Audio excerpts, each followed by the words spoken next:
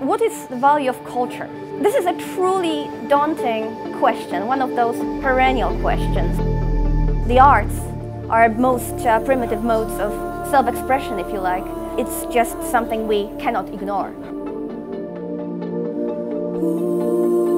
Everything we do is permeated by culture. It's what makes us, makes us human beings, really. It's what makes life worth living, as far as I'm concerned.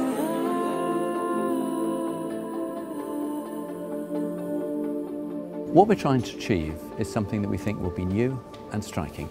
Boy, does art and culture contribute to economic growth in all sorts of ways. But that's not what it's fundamentally about.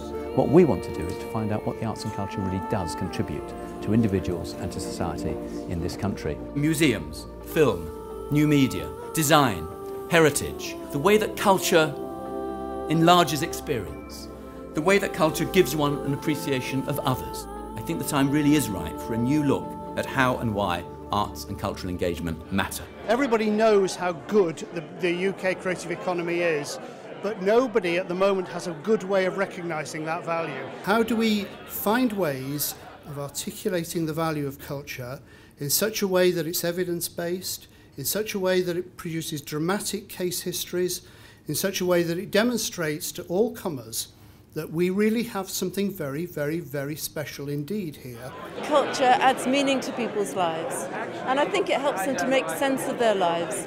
When people have difficulties or trouble, they do actually come to museums and theatres. Last night I went to the theatre and it made me laugh and it made me cry, copiously in fact, and it made me reflect on broken relationships and healed relationships.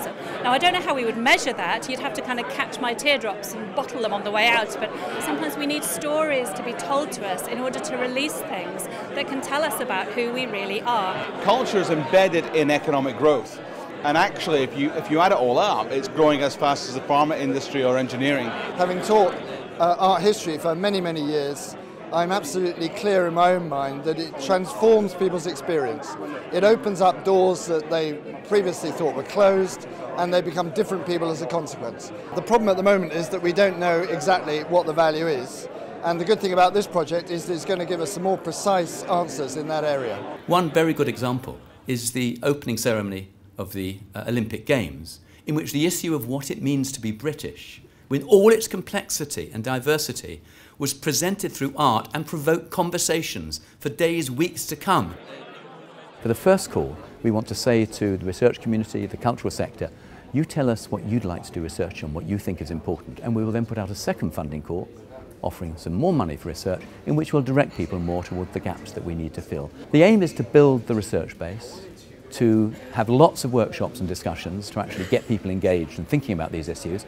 At the end, we want to produce a report which will have around it an enormous number of research outputs, papers, published articles, all kinds of things which people can then use, pursue, find methods for evaluating their work on. We want to embrace the breadth of arts and culture, models of arts and culture, that is the commercially provided arts and culture, the publicly funded, the third sector of not-profit organisations, and also the informal participatory arts. We're interested in the reading clubs, in the amateur dramatic societies, in the choirs, in the group of young kids who get together to practice for a band that probably is never going to play in public, but they practice vigorously because they care about the music they're making. All of that we want to capture, as well as the more formal art and culture. When I went to do a session a couple of years ago with Interpol about smuggling artefacts, to watch museum curators from Baghdad weeping about the fact that their temples had been literally dug up in the middle of the night with men with guns and transported who knows where, they were saying, how will anybody know who we were once upon a time in this cradle of civilization? And I think that if this country can measure cultural value and come out as a result of it and say it's powerful, it's meaningful, and we commit further, what a fantastic signal that will give to other countries who are struggling to say that life's meaning is still there to be found because they have no structure for supporting the arts and culture. What I hope that we're going to achieve as a result of this project is something that breaks free in a way that economists can recognise without reducing it simply to economic calculation. There are so many ways that the arts could and should be being used, But until we measure its power in some way that, as David says, the economist can rest easy in their bed, until we attend to this idea of cultural value, I think that we are always going to be looking as if, irritatingly, you should just know this. We don't know what answers we'll get, and we must be prepared for some answers that we don't expect and that we don't even welcome. But as a research council, it's imperative that the AHRC steps away from the tradition of advocacy for the arts and culture and seeks to support its domain through serious research.